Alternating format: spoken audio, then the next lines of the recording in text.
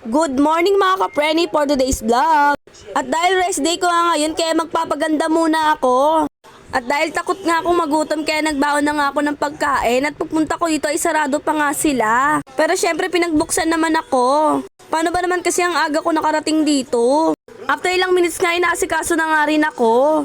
At ayun magmamaganda muna ako, magpapaayos muna ako ng aking buhok. Ang masasabi ko lamang dito sa place sila ay napakaganda. Hindi lang maganda, ang bait pa ni ate. Sabay nagpalinis na nga rin ako ng kuko.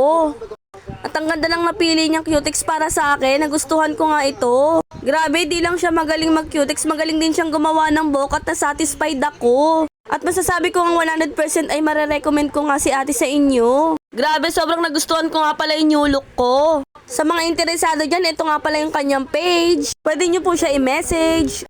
At para makita nyo na rin yung mga ibang gawa niya. Sa mga nagtatanong dyan kung saang lugar to, dito lamang yan sa North Caloocan. Ano pa iniintay nyo? Magpagawa na rin kayo.